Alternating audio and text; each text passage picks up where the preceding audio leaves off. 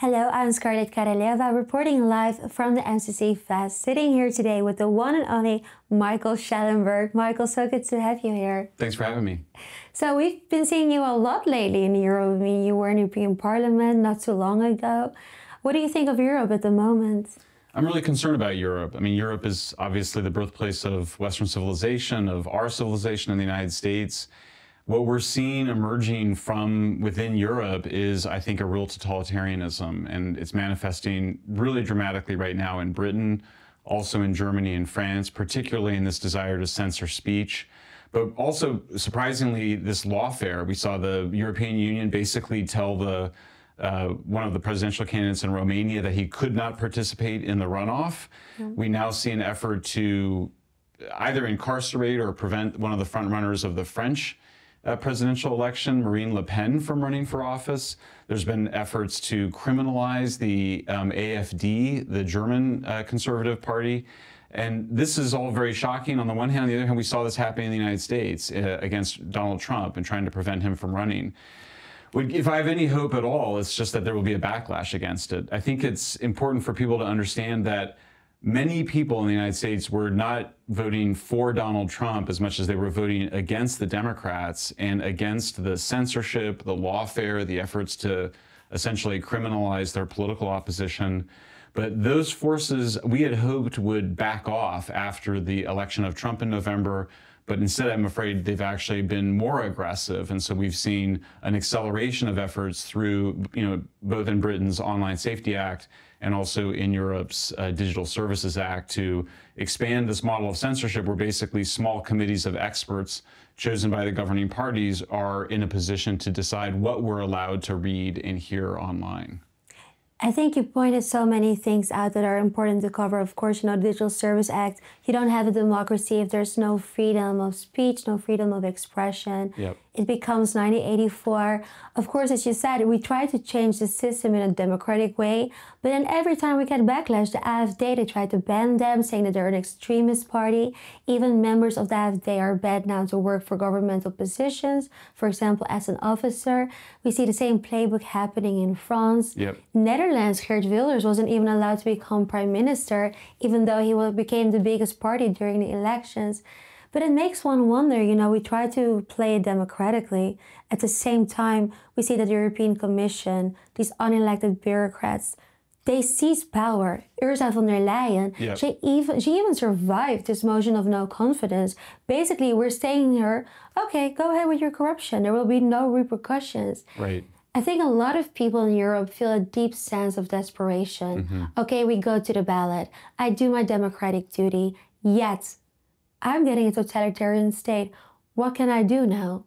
No, I mean, it's a huge question. I think, obviously when you're in a situation like this, you have to resist as though your life depends on it.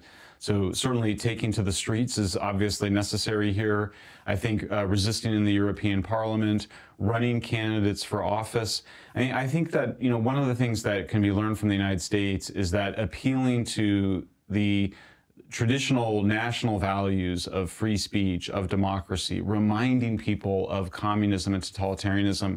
It's so incredible. I went back and reread George Orwell's 1984. It was so contemporary. And we see in Britain, we see in Brussels, these efforts to do exactly what George Orwell had feared would happen, that would come straight out of the bureaucracy.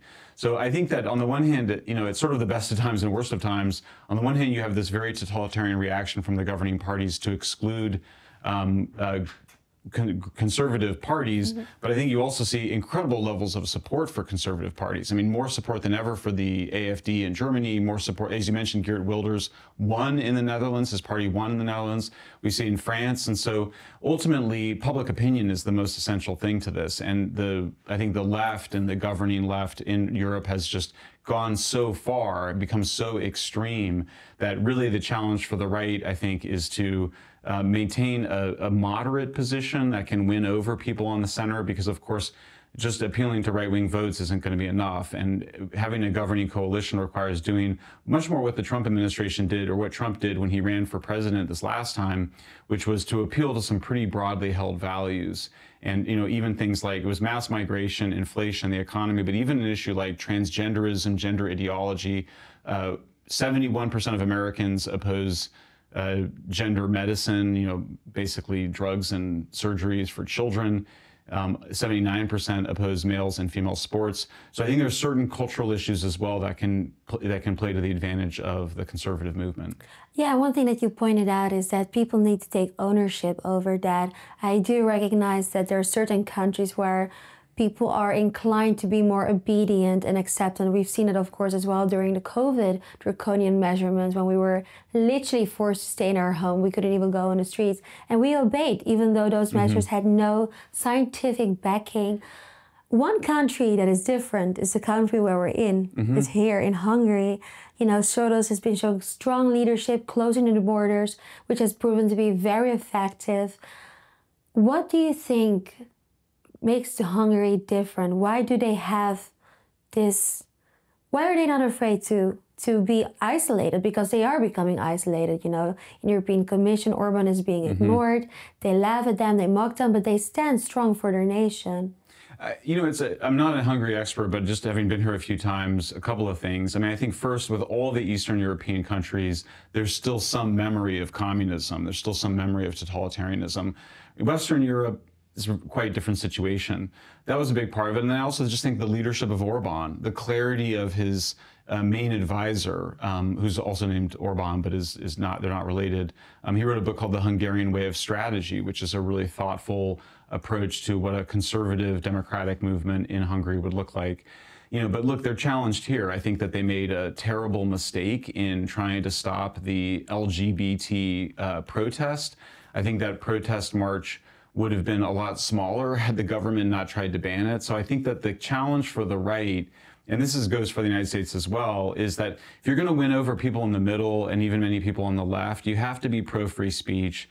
You have to be adamantly pro-democratic. I think that if you get into a situation where you're trying to stop protests or persecute your political opposition in any way, I think then you have a potential of shrinking your coalition and then losing power, which very well may happen here in Hungary next year. But don't you think it's also needed to make a statement saying, okay, we stand for sovereignty, this is our nation, we don't want to have a pride? I mean, it's still within their authority. Don't you think it's stronger for them to make that statement opposed to saying, okay, we're just going to obey? Because the European Commission, once you obey with them, they think you will do it another time as well. Well, I think it's one thing to whether or not to embrace the LGBT agenda in government. And I agree with you. I'm a huge critic, particularly of the transgender movement. What they're doing to children and vulnerable adults is horrific. I mean, it's really one of the worst medical scandals in human history. But that's different than people marching on the streets. I think people have to be free to express themselves. In the United States, we have a very high bar for free speech. We allow Nazis to march through neighborhoods of Jewish people, neighborhoods of Holocaust survivors. It's always shocking when people realize that. But we allow a huge amount of free speech. Europe, not in the same way, but I do think what I would have, if I were advising the Hungarian government, I would have allowed the LGBT protests to occur and just criticized it, and said that we oppose this transgender radicalism. But I think that they turned it into a freedom march by attempting to ban it. I think there was many more people that just went out in the street in solidarity because they were fearing Orban oppression and stifling of their views. And so I think that was a mistake. I'm not saying that's the main problem that they've had, but I certainly think it's one of them. And another problem that you also address in that is not only the pride, but also the NGOs that are playing a growing role within society because they're used as a mouthpiece, as a propaganda by proxy by the government. It came out that within 4 years, they spent 17 billion over, what was it, 35,000 NGOs. Yep. Now, after the Pride, they wanted to spend 1 billion and they already had, I don't know how many NGOs ready. Then I'm wondering, where do all these NGOs magically come from? But the dangerous part of it is that it can be seen as a way, or it is used as a tool where it looks like there's consensus from the people, even though it's just another layer of uncontrolled power by our own government while we are paying for it. Yeah. Oh no, I was just going to jump in and say, yeah, I absolutely agree. I think that's one of the things that's been revealed is that when the Trump administration they ended USAID, we learned that there was a huge amount of NGOs as well as journalism organizations, media organizations that were being funded by the US government and were basically doing government propaganda. They were running essentially information operations very similar to what the intelligence community, the CIA, has done for decades. And we saw, groups like Internews and OCCRP. These are groups that were basically, cutouts or intermediary organizations for the CIA, for intelligence organizations. And when that money went away, those NGOs, basically lost, much of their staff. And so I think that's one of the big challenges, is to either demand some fairness in how that NGO money is spent or just cut it. Because what we thought was an organic left-wing movement really turned out to be something that was a state-funded operation to maintain power. I'll add one other part of it. The other thing that shocked us to learn is that the German government has spent hundreds of millions of dollars, I think it's billions of dollars, on a movement called Fight the Right. So the government is actually openly politicized and attacking one side of the political spectrum. And in America, at least you have a system within the president can say, okay, we're going to ban the US aid, and then it's done. They're out of business. Unfortunately for us in the European Union, that's much more complicated because, well, to our disadvantage, the people that built that structure were smart enough to protect themselves.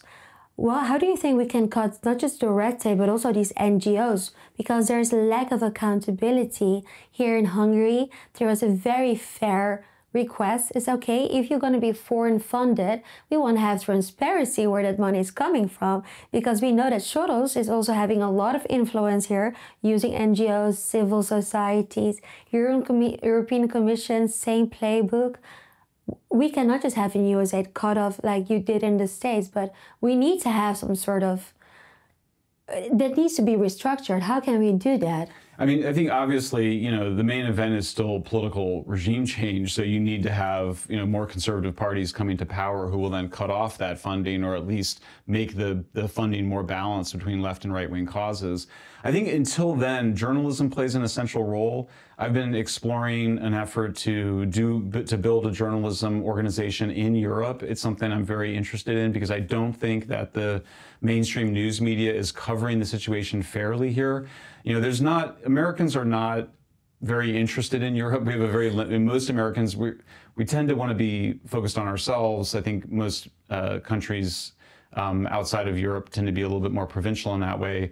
But I just see there's a huge story of what's happening in Europe right now. The mass migration, the fertility crisis, the free speech crisis. It's obviously a super dynamic place. And so we've been trying to bring together more journalists, supporting investigative journalism, exposing them. I mean, sunlight remains the best disinfectant. And so I think that these independent investigative journalism efforts are essential. And I would just advertise to you and your colleagues and anybody else, we're looking for good investigative reporters to engage in this work and expose the censorship industrial complex as well as the lawfare that's being done against conservatives. Definitely, because that's how the globalists play it. They produce the information, with that they can control the narrative, and who controls the narrative controls reality, and in essence, people as well. Yeah. Then it's everything. I would just add to that. I think it's everything, and what we know. We saw, so we've done a lot on exposing the censorship industrial complex. It kind of came out of our work with the Twitter files. We've then sought to understand how it was essentially a reaction to the rise of social media, where the regime essentially felt like it was losing control over the narrative. But one of the things that we've seen there too is that this shift within the intelligence community and the censorship industrial complex has been to narrative, has been to story. At the very end of the censorship industrial complex, at the peak of its power in the United States, their leaders were heavily focused on narrative, and they were trying to censor even accurate information in the idea that it was in service of the wrong narrative. So I absolutely agree with you. I think being in a situation to challenge the dominant narrative and argue for a different story is the main event in many ways. Michael, sometimes I think to myself, it is so obvious to see what's happening in the world. The Digital Service Act is in essence a censorship law. Mm-hmm. And then still, the mainstream media, the narratives that they're pushing, they're so powerful because, in essence, there's still a majority out there that believes the narrative that is being opposed to them. Well, and even more terrifying is there's a huge number of our fellow citizens that want the government to censor their political opponents. Yeah. And one thing we have found that we have learned, and I did a set of interviews on the streets of Ireland, is that support for free speech is unfortunately not intuitive. When you look at little kids often playing together, you'll see them telling each other to shut up, shut up. You'll see that similar infantile reaction from politicians. The German politicians don't think that they should be criticized or insulted online. It's a very intuitive response to want to shut up people. It's a much more evolved and mature view that would allow free speech. And so one of the things you have to do is just create the conversation around censorship. I think that Keir Starmer, the Prime Minister of Britain, is making a huge mistake. I think he's making the same mistake that President Lula of Brazil made, same mistake that the European leaders are making in their censorship drive.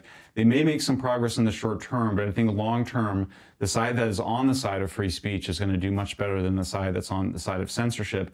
It helps just to call it what it is. We should call it a censorship act, as you were saying. It's not the Digital Services Act, it's the Digital Censorship Act. We should call it that, we should give it the name, and we should explain where it comes from, what the story of it is. And I think we should point out that, look, it's pathological. I'm not going to name names, but many of the people that are pushing censorship, I just think there's something really wrong with them. They're very intolerant. These are often characteristics of narcissism. There's been studies of left-wing authoritarianism as a manifestation of narcissism. Narcissists, don't want to be criticized. They're very thin-skinned. They see the world in black and white. They imagine that the truth is something obvious when in fact we know that often you need to have debate and discussion in order to figure out what the truth is. So I think being able to slow the citizenry down and sort of point out, look, we know that truth is something that emerges in conversation. It's not something that comes from the government, certainly. I think when you slow people down and make them think more slowly about what the implications of it are, I think they will then come around to our side. I think lifting the skies is key, as you said, and language is so powerful with that. But then some people just don't want it, right? Mm-hmm. They want to live a good life, they want to have a simple life, but they are forming the silent majority that are allowing this to happen. Yeah, look, I think that there's, probably about 30% of the public that is, quite totalitarian, quite censorial. We're not going to be able to move those folks. I think there's probably another 30% on the right that are, strong in support of free speech and democracy. I think the people in the middle are the ones that you have to win over. It has to be daily. I mean, this is why I was interested in doing a newspaper here, is that I think you have to really you have to report on these events and show how what the mainstream news media is showing is wrong. There's a big problem one of the big problems with censorship is the Streisand effect, named after Barbra Streisand, who tried to censor photographs of her home online. Only 2 people had looked at the photograph. Then she sued to take the photograph down, and there was millions of people that went to see it. So drawing attention to the things that are being censored is often a way to attract more attention for them. So you can turn censorship to your advantage. I think the other thing that's going for those of us that advocate for free speech is that when people see the mainstream news media not reporting the truth on certain issues, say, for example, higher rates of violent crime by immigrant populations, we have good statistics on that. We know that's the case. When the mainstream media is not reporting on that and people find it out through other sources, it reduces the credibility of the mainstream news media significantly. In the United States, it's a really remarkable moment because trust in the news media has reached an all-time low, 31%. The Democratic Party has also reached an all-time low. It's below 30%. So you see there is about 30% of the public that's still in favor of what I would consider hard left censorial policies. But that means the other 70% is up for grabs. And I would think that is a huge opportunity for enterprising journalists and politicians in Europe. Yeah, I remember seeing Trump speak during the NATO summit, and he said it to CNN as well. When I started, your credibility rate was 80 and it plummeted to, I think, what is it, 14 or something percent right now? Yes. On a more serious note, we talked about a lot of the issues that you addressed, fertility rate going down by natives of the European continent, of course, net zero policies. We have, what is it now, 1 in 3, 1 in 4 people living in energy poverty, the open border crisis, rising of AI. In your terms, what do you think is the biggest threat for our future? I think the biggest threat is just, I think in terms of a story, it's really the suicidal, I would say, civilizational suicide in Europe. After World War II, there was an understandable desire for creating open societies and for a weakening of cultural traditions, weakening of nationalist traditions. There was a sense in which we needed to prevent another war, we needed to prevent racial and nationalist animosity. But it went to the point of such extremes that there created a homogenous culture, a desire to sort of, the idea that you can just bring in entirely different populations of people with different values, different ethics, and them instantly assimilating. Obviously, that hasn't happened. And so, you look at things like the move towards scarce, expensive energy. Energy is required for the whole economy, and so it's a form of civilizational suicide to continue to pursue that. Mass migration, replacing your population and not assimilating the newer groups of people, also a form of civilizational suicide. So, I think we have to just remind people of how special Europe is. There's never been a civilization like this before on Earth. Most of humankind has lived under authoritarian leaders without free speech. Western Europe gave birth to this just a few hundred years ago, and I think we have to fight to protect it. Guys, can you wrap it up? Okay, one more question then. Sure. You gave two more questions, I promise. I'll be short. So, first and foremost, you gave a wonderful speech at ARC, and it was about how we don't need AI, we don't need more intelligence. We need to focus more about virtue and morality. Can you talk more about that? Yeah, I mean, I should just say I'm very pro AI. I use AI every day. I think it's really useful for a lot of things, including grammatical checks and spelling checks on my articles.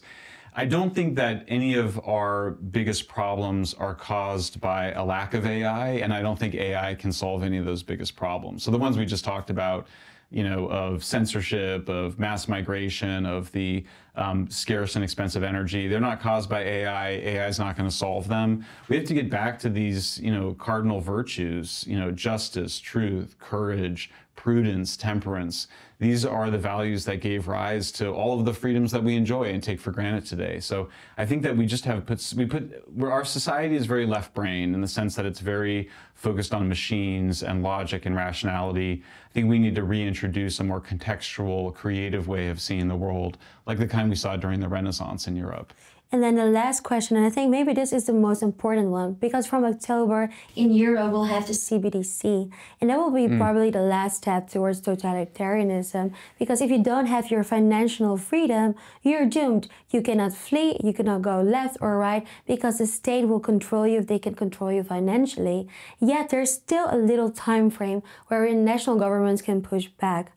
What can we do? Because I don't feel that people understand that urge. No, I mean, we absolutely have to resist the digital ID with everything we can. It is absolutely, it's an immediate shift to a totalitarian society. What they want to do is link your social media to your bank account, to your vaccination record. It's an effort to control people. It's quite sinister. They're basically replicating what they do in China as a way of control. Must resist it at all costs, because I fear that once you have a digital ID system in place, then we will rapidly see all of our other rights taken away from us. Well, Michael, I know our time's up, but I really enjoyed this conversation, and thank you so much. Thank you, Scarlett. And we're looking forward to see your newspaper here in Europe. Wonderful. I hope to get it off the ground. Thanks, Scarlett. Thank you.